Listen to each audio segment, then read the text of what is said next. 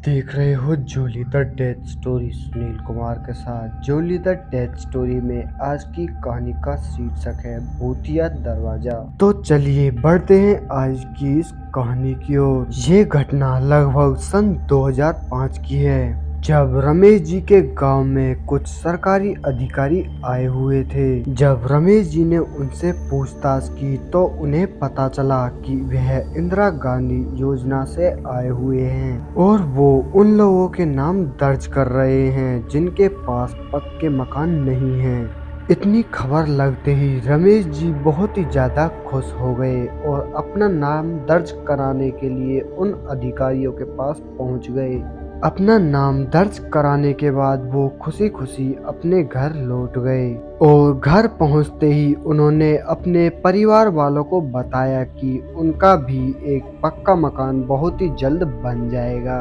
अभी उन बातों को बीते हुए कुछ ही दिन हुए ही थे कि रमेश जी को एक खबर लगती है कि गांव वालों के कुछ लोगों के पास पक्के मकान बनाने के लिए पैसा आ गया है, मगर उनके पास मकान बनाने के लिए एक भी पैसा अभी तक नहीं आया था।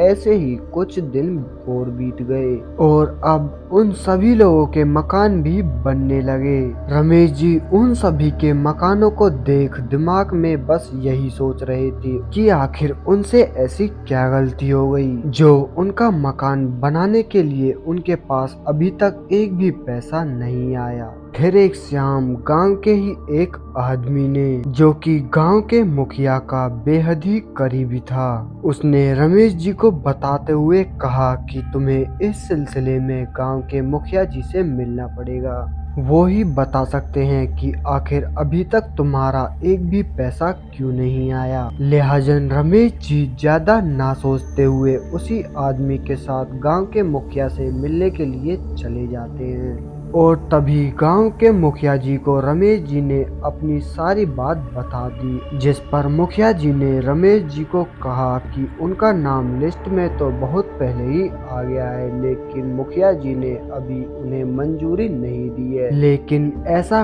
करने के लिए रमेश जी को मुखिया जी की कुछ शर्तें माननी पड़ेंगी, जिसके बाद गांव के मुखिया जी उनके मकान के पैसे के लिए मंजूरी दे देंगे और उनके पैसे भी उनके पास आ जाएंगे। जैसे कि सरकार द्वारा रमेश जी के पास जितना भी पैसा आए वो सारा पैसा पहले मुखिया जी को ला कर देंगे और फिर मुखिया जी अपने हिसाब से रमेश जी का घर बनवाएंगे। इतना सुनकर रमेश जी को एक पल के लिए तो लगा कि ये सब तो गलत है और मेरे साथ अन्याय हो रहा है, लेकिन कुछ देर सोचने के बाद उन्होंने ये सोचकर हाँ कर दिया कि कुछ ना मिलने से तो अच्छा है कि कुछ तो हाथ में आ ही जाएगा।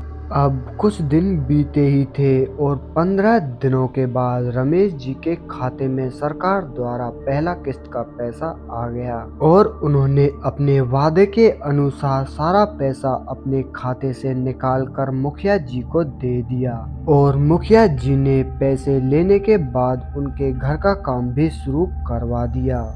ये सिलसिला पहली 3 किस्तों तक चलता रहा। तीसरा और आखिरी किस्त मुखिया जी को देने के बाद रमेश जी को इंतजार था उनके घर का काम पूरा होने का, लेकिन ऐसा ना होकर बीच में ही काम रुक गया और जबकि अभी बहुत सारे काम घर बनाने में बाकी थे, जैसे कि घर की छत, दरवाजे और प्लास्टर, इनमें से सारे काम अभी बाकी थे। जब रमेश जी को लगा कि आगे का काम नहीं बढ़ रहा है तो वह तुरंत मुखिया जी के घर पहुंच गए, ये पता करने के लिए कि आखिर उनके घर का काम इतने दिनों से क्यों रुका पड़ा है, जबकि उन्होंने तो सरकार द्वारा दिए सारे पैसे मुखिया जी को दे दिए हैं। जिस पर मुखिया जी कहने लगे कि तुम्हारे पैसे अब सारे खत्म हो चुके हैं, अगर तुम्हें आगे काम और कराना है तो तुम्हें 50,000 रुपए मुझे और देने पड़ेंगे। जिस पर रमेश जी कहने लगे कि मेरे मालिक, मैं इतना सारा पैसा आखिर कहाँ से लाऊंगा। लेकिन मुखिया जी ने रमेश जी की एक भी ना सुनी और उसे वहां से जाने के लिए कह दिया। रमेश जी अपने उदास मन से वहां से चले गए और अपने घर पहुंचते ही घर वालों को उन्होंने सारी बात बता दी। अगले ही सुबह रमेश जी को पता चला कि जिन जिन को सरकार द्वारा घर बनवाने के लिए पैसे दिए गए हैं, उन सभी की जांच करने के लिए अगले ही महीने सरकारी अधिकारी आ रहे हैं। अगर किसी का भी मकान आधा अधूरा मिला तो उसी टाइम उस पर कार्रवाई करी जाएगी। जैसे ही रमेश जी को इस खबर का पता चला, तुरंत उन्होंने सरकारी कार्रवाई से बचने के लिए अपने रिश्तेदारों से पैसे मांगने शुरू कर दिए, ताकि वो उन पैसों से अपने घर का काम पूरा करवा सके। लेकिन अभी भी उनके पास इतने पैसे नहीं थे जितना उन्हें जरूरत थी। लेकिन रमेश जी ने किसी तरह से उन्हीं पैसों से अपने घर का काम पूरा करवा लिया। रमेश जी के घर का काम पूरा होने के बाद अब वो बिल्कुल ही निश्चिंत थे। गृह प्रवेश की वह पहली रात जब रमेश जी का पूरा परिवार गहरी नींद में सो रहा था कि तभी अचानक से उनके घर के सभी बर्तन इधर उधर हिलने लगे, जिससे सभी की आंख खुल गई। बर्तनों को इधर उधर गिरता देख उनके बच्चों के साथ साथ रमेश जी भी एकदम से डर गए। जब रमेश जी ने अपने सभी परिवार के साथ वहां से भागने के लिए दरवाजा खोलने की कोशिश की, लेकिन वह दरवाजा नहीं खुला, जिसके चलते परिवार के सभी सदस्य डरते हुए अपनी जान बचाने के लिए जोर जोर से चिल्लाने लगे, ताकि उनकी आवाज सुनकर कोई उनकी मदद के लिए आ जाए।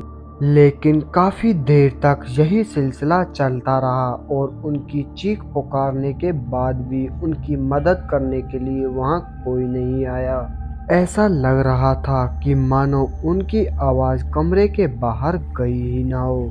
रमेश जी अपने परिवार के सभी सदस्यों को लेकर घर के एक कोने में जाकर बैठ गए। कुछ देर बाद बर्तनों का इधर उधर गिरना वहां से बंद हो गया और दरवाजा भी एकदम से अचानक खुल गया।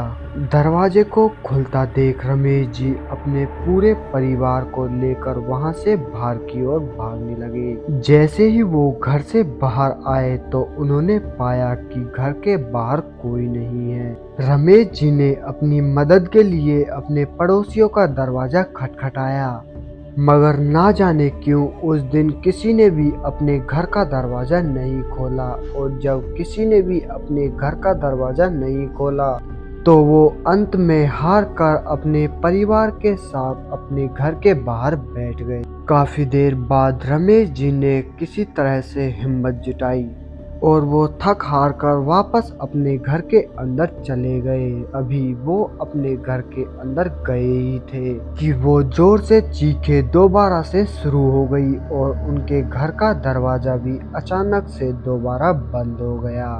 रमेश जी के पूरे परिवार ने साथ मिलकर उस दरवाजे को खोलने की लाख कोशिश की, लेकिन वह दरवाजा नहीं खुला।